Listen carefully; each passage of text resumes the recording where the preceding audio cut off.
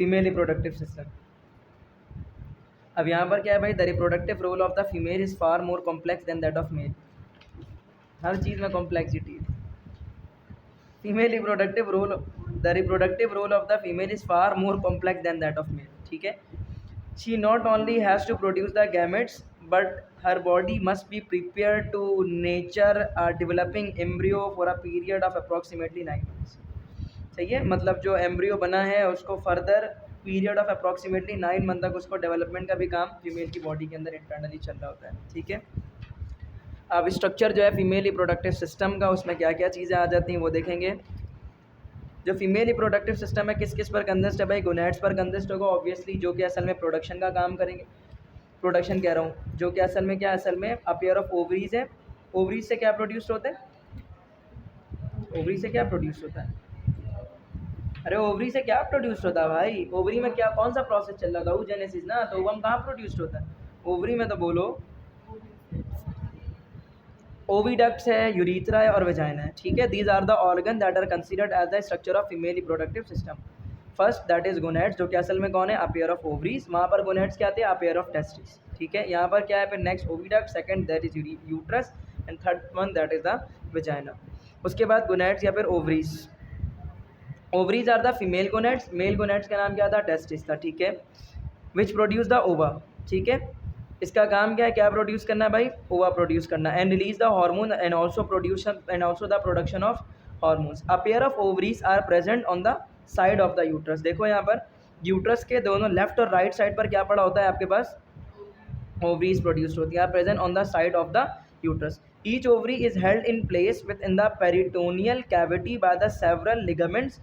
बेटा ये इतने लिगामेंट्स हैं ना, और एक एक लिगामेंट से ऐसे ऐसे सवाल आते हैं, एमसीक्यूज ऐसे ऐसे आते हैं, तुम्हारे तो चलो नाम भी नहीं लिखा हुआ यहाँ पर, पता चलेगा आगे।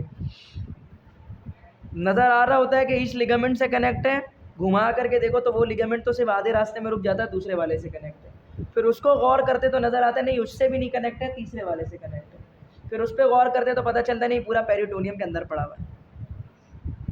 इधर से हमें समझ आता है कि फिमराई के अंदर डायरेक्ट इधर से निकल करके चला जाता है मेच्योर ओवम, जबकि फिमराई में जाता ही नहीं है, पहले पेरिटोनियम में आता है फिर फिमराई के अंदर जाता है। तो जैसा दिखता है वैसा है नहीं। ठीक है, बड़ा ही कोई कॉम्प्लेक्स है। Ovaries are the female gonads which produce the ova and release the hormone. A pair of ovaries are present on the side of the uterus. Each ovary is held in place within the peritoneum cavity by the several ligaments. अब ये जो ovary है ना, ये ऐसी पड़ी होती peritoneum में, अब इसको उस जगह पर रखने के लिए जिस चीज़ की मदद से ये बाइंड हुआ होता है उसी जगह पर रहती है, ये हिलती नहीं उस जगह से, तो वो क्या चीज़ होती है भाई, लिगामेंट्स। ठीक है, each ovary is held in place within a peritoneum cavity by the several ligaments. The ovaries are solid ovoid in structure, measures about 3 to 5 centimeter long and to 2 to 3 centimeter wide.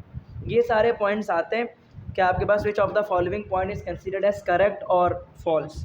ठीक है, which of the following point can be considered as a points of ovaries. तो इसमें peritoneum के अंदर मौजूद होता है, connection होता है by the help of a several ligament से, 3 से 5 सेंटीमीटर लेंथ होती है, 2 से 3 सेंटीमीटर इसकी वाइडनेस होती है। Within the ovary are many tiny sac-like structures called as ovarian follicles. छोटे छोटे से बैग लाइक स्ट्रक्चर पड़े होते हैं ओवरी के अंदर, उसको हम क्या बोलते हैं, ओवेरियन फॉलिकल्स बोलते हैं। ठीक है, each of which consist of an immature egg called an oocytes। ठीक है, अब ये जो सैक पड़े हुए हैं जिसको क्या बोला जा रहा है भाई, ओवरी के अंदर क्या पड़ा हुआ है, ये जो ओवरी है इस ओवरी में क्या पड़े हुए हैं, bag like organ, sac like organ that are called as ovarian follicles. Ovarian follicles में क्या पड़ा हुआ है, consist of an immature egg called as oocytes। तो ओवरी में सबसे पहले ओवेरियन फॉलिकल, ओवेरियन फॉलिकल में क्या पड़ा हुआ भाई, oocytes पड़ा हुआ है। In adult women one of the ripening follicle ejects its oocytes from the ovary each month। जो sac like organ, bag like organ ovary में पड़े हुए दैट आर ओवेरियन फॉलिकल, जिसके अंदर क्या पड़ा हुआ, oocyte पड़ा हुआ है। एट ईच मंथ आपके पास जो oocyte है ये क्या हो जाता है आपके पास, ripening follicles ejects its oocyte from the ovary. असल में जो फॉलिकल होता है, ठीक है, ovarian follicle it is a bag like organ जिसमें पड़े हुए oocyte, one of the ripening follicle.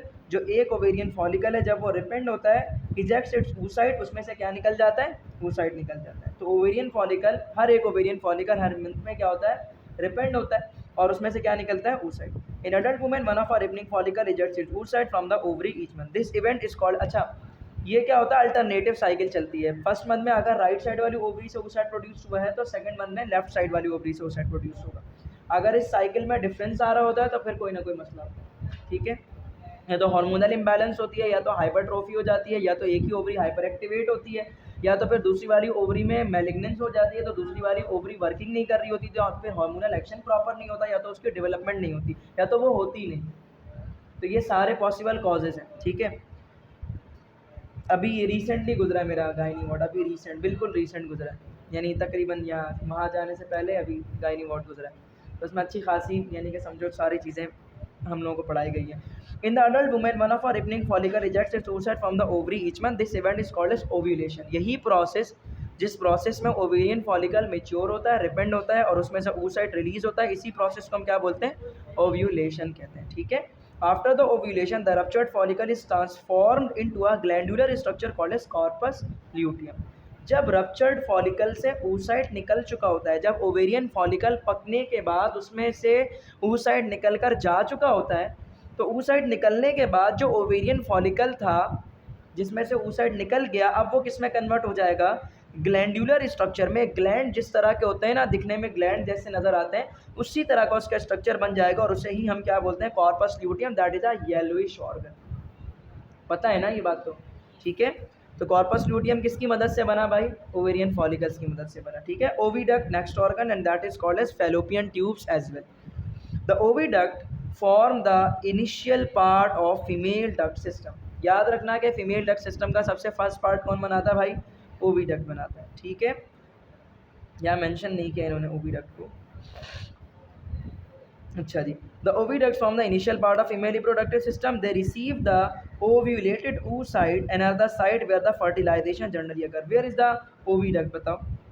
Fallopian tube जो नज़र आ रही है ना आपको, ये देखो, असल में यहाँ से oocyte जो प्रोड्यूस्ड होता है वो oocyte निकल कर इधर पेरिटोनियल पाउच में आता है, पेरिटोनियम में आता है, फिर ये जो फिम्राए होते हैं, इस फिम्राए की मदद से वो क्या होता है, अंदर आता है, अंदर आने के बाद किधर जाता है, फैलोपियन ट्यूब तक जाता है। लेकिन फैलोपियन ट्यूब तक जाने से पहले भी बहुत सारा काम इधर रास्ते में चल रहा होता है। शायद पढ़ा हो तुम लोगों ने, शायद ना पढ़ा हो, नहीं लिखा हो तो हम डिस्कस भी नहीं कर रहे, ना STB में ना पंजाब में कहीं नहीं लिखा हुआ, तो इसलिए हम उसे डिस्कस भी नहीं कर रहे, ठीक है। इधर तक जाने से पहले भी मज़ीद फर्दर वर्किंग होती है, ठीक है। अच्छा जी, उसके बाद क्या है, वेयर द फर्टिलाइजेशन जनरली अगर, ये वो साइड है फैलोपियन ट्यूब जिधर आपके पास स्पर्म आने के बाद इधर पर फर्टिलाइजेशन हो जाती है, ठीक है।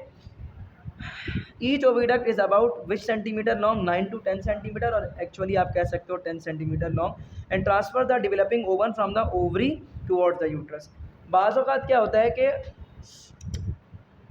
डेवलपिंग ओवम जो आपके पास होता है ना, from the ovary towards the uterus, यही ट्रांसफ़र करता है, ठीक है। लेकिन बाज़ औक़ात फर्टिलाइजेशन इधर होने के बाद वो फर्टिलाइज्ड ओवम चला जाता है यहाँ पर, लेकिन कभी कभार ऐसा भी होता है कि फर्टिलाइज्ड ओवम जो होता है वो फैलोपियन ट्यूब में ही स्टक कर जाता है, ठीक है। तो other than the site of a pregnancy, यहाँ पर आपके पास प्रेगनेंसी शुरू हो जाती है, यहाँ पर एम्ब्रियो आपके पास डेवलप होना शुरू हो जाता है। तो कॉम्प्लिकेटेड कॉज है, नॉर्मल तो आपके पास डेवलपमेंट इधर हो जाए यूट्रस के अंदर तो एक मसला नहीं है, लेकिन फैलोपियन ट्यूब में अगर होती तो फिर ये आपके पास जो है ना other than the normal side consider इसे हम करते हैं, ठीक है। उसके बाद क्या है भाई, और ये बहुत कॉमन है फैलोपियन ट्यूब्स के अंदर क्या नाम है, डेवलपमेंट बहुत कॉमन है, बहुत कॉमन है कि समझो हर पेशेंट में तकरीबन 10 में से 4 होती है फैलोपियन ट्यूब्स के अंदर डेवलपमेंट हुई भी होती है। ओविडक्ट में फैलोपियन ट्यूब, द ओविडक्ट की बात हो गई, the oocyte is carried toward the uterus. अब इसके बाद oocyte यहाँ से कहाँ चला जाएगा, यूट्रस में चला जाएगा। यूट्रस की बात अगर की जाए, यूट्रस और द वॉर्म, यूट्रस को ही क्या कहा जाता है, वॉर्म कहा जाता है, ठीक है। Is a hollow muscular organ shape. अगर तुमसे पूछ ले कि यूट्रस आपके पास जो मेच्योर जो ओवम होता है, या ये कह लो कि जो फर्टिलाइज्ड ओवम होता है, वो आगे इम्प्लांट किधर होता है, वॉर्म में इम्प्लांट होता है, और वॉर्म ही असल में क्या होता है, यूट्रस होता है, ठीक है। इस यूट्रस का फंडस होता है और पता नहीं जो जो सारे पार्ट हैं अभी देखो आगे आएंगे। फंडस ऑफ यूट्रस, ये ऊपर जो मस्कुलर ऑर्गन होता है that is actually called as fundus, ठीक है, जो कि डायरेक्टली कनेक्ट होता है फैलोपियन ट्यूब से, ठीक है। Muscular organ shaped somewhat like an inverted pair. अगर गौर से देखो तो इस तरह से कर दो तो ये पेयर है, उल्टा कर दो तो पेयर का ही है। पेयर इसी तरह से होता है ना भाई, ठीक है, और इसको उल्टा करके रख दिया तो ये इन्वर्टेड पेयर की शेप है इसकी, ठीक है। The uterus has a 3 portion. सबसे पहला होता है पहला portion that is called as fundus of the uterus, second that is a body of the uterus, and the third one that is a cervix. The oviduct join the uterus. Oviduct क्या होता है आपके पास, join होता है किससे, uterus के साथ, ठीक है।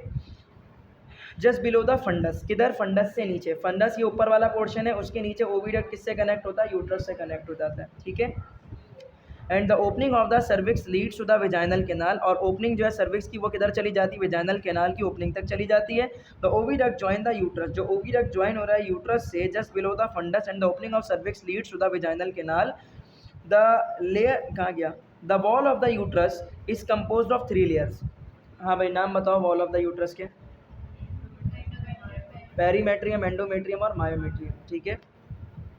The perimetrium is the outermost thin covering layer of uterus, सबसे थिन कवरिंग जो होती है और सबसे आउटर मोस्ट जो होती है that is called as perimetrium. Peri का मकसद होता है सबसे पहले, ठीक है। Myometrium is a middle thick muscular layer composed of the bundle of smooth muscles, ये भी याद रखो कि सबसे थिक कौन होता है, मायोमेट्रियम होता है, मिडल कौन होता है, मायोमेट्रियम होता है, मस्कुलर लेयर भी कौन होती है, मायोमेट्रियम होती है, और किस पर कंसिस्ट होती है, स्मूथ मसल्स के बंडल्स ऑफ स्मूथ मसल्स पर कंसिस्ट होती है, which contracts rhythmically during the childbirth to expel the baby from the mother's body। इस कॉन्ट्रैक्शन को हम कौन सी कॉन्ट्रैक्शन कहते हैं, लेबर कॉन्ट्रैक्शन। लेबर कॉन्ट्रैक्शन में कौन सी लेयर के मसल्स कॉन्ट्रैक्ट होते हैं, मायोमेट्रियम के लेयर के मसल्स कॉन्ट्रैक्ट होते हैं, ठीक है। The endometrium is the inner most spongy lining of the uterine cavity, देखो यहाँ मेंशन है, ठीक है। अब यहाँ पर एंडोमेट्रियम क्या होता है, is the inner most spongy lining of the uterine cavity. Spongy lining कौन होती है, एंडोमेट्रियम, ठीक है। अब देखो यहाँ पर बना हुआ है, यहाँ पर बना हुआ आपके पास एंडोमेट्रियम ये रहा, मायोमेट्रियम ये रहा, और पेरीमेट्रियम सबसे पीछे की तरफ। तो पेरीमेट्रियम पीछे होता है, एंडो बीच में, मायो बीच में होता है, और एंडोमेट्रियम बाहर की तरफ होता है। तो डेवलपमेंट किसकी होती है, एंडोमेट्रियम की होती है। 4 लेयर में कंसिस्ट होता है एंडोमेट्रियम। इट्स फर्टिलाइजेशन अगर the young embryo is implanted into the endometrium, किधर जाके इम्प्लांट होगा भाई, जो सबसे बाहर की तरफ, यानी कि देखो ये ऑर्गन पड़ा हुआ है ना, ऑर्गन के सबसे बाहर क्या था, पेरीमेट्रियम, बीच में कौन है, और सबसे अंदर की तरफ कौन है, एंडोमेट्रियम। तो अंदर की तरफ होगी ना इम्प्लांटेशन, तो इम्प्लांटेशन किधर होगी, एंडोमेट्रियम पे, और जैसे ही एंडोमेट्रियम पे इम्प्लांटेशन हो जाती है अब एंडोमेट्रियम की डेवलपमेंट स्टार्ट हो जाती है। एंडोमेट्रियम ऐसे तो हर मंथ में डेवलप्ड आपके पास हो रहा होता है। उसके बाद क्या है, endometrium and reside there are the rest of its development. The main function of uterus are to receive, retain and nourish a fertilised woman. अब जो फंक्शन है मेनली यूट्रस का वो क्या है, पहली बात तो रिसीव करना, दूसरा रिटेन मतलब अपने पास रखना, नरिश और जो रख लिया उसको नरिशमेंट प्रोवाइड करना, ठीक है। To the fertilized woman, cervix is a narrow entrance to the uterus from the vagina, it is normally blocked by the plug of the muscles, ठीक है। अच्छा जी, उसके बाद क्या है, vagina. The vagina is a thin walled 8 to 10 centimetre long tube. Length याद रखना कि वेजाइना की लेंथ नॉर्मली कितनी होती है, 7 to 10 होती है, वैसे यहाँ पर 8 to 10 लिखा हुआ है। Long tube and extends from the cervix to the body of the exterior, ठीक है, एक्सटर्नल पार्ट से कनेक्ट होता है। Vagina is often called as the birth canal as it provides the passage way for the delivery of an infant and for the menstrual flow, दोनों के लिए ये काम कर रहा होता है। The urethra is embedded in its interior wall, urethra क्या इम्बीड होता है, इसके इंटीरियर वॉल की तरफ इम्बीड होता है। इसका एक होता है मिडल वॉल, एक्सटीरियर वॉल और इंटीरियर वॉल, एंटीरियर, मिडल और एक्सटीरियर वॉल, ठीक है। तो एंटीरियर वॉल की तरफ से कौन कनेक्ट होता है, यूरिथ्रा, ठीक है, ऐसे आता है एंटीरियर, मिडल और एक्सटीरियर वॉल, सही है। तो एक्सटीरियर वॉल जो होता है वो एक्सटर्नली होता है, सही है, एक होता है मिडल और एक होता है इंटीरियर वॉल। तो एंटीरियर वॉल से डायरेक्ट कौन कनेक्ट होता है, यूरिथ्रा कनेक्ट होता है। फंक्शंस क्या है फीमेल रिप्रोडक्टिव सिस्टम के, the organs of a female reproductive system are responsible for the production of egg, और प्रोडक्शन ऑफ एग के प्रोसेस को हम क्या बोलते हैं, oogenesis कहते हैं। फर्टिलाइजेशन का दूसरा काम है, तीसरा development of embryo and the production of female sex hormones. ये 4 काम है किसके, फीमेल रिप्रोडक्टिव सिस्टम के। मुझे याद है मेरे टाइम पर एप्टीट्यूड में ये बात पूछी गई थी, what are the main functions of a female reproductive system, और मैंने गलत कौन सा किया था, human beings are oviparous, viviparous, viviparous, मैंने क्या लगा के आया था, ह्यूमन बींग्स आर ओविपेरस। मेरी कॉल आ रही है, ठीक है। ये हो गया फीमेल रिप्रोडक्टिव सिस्टम कंप्लीट। मैं आता हूँ।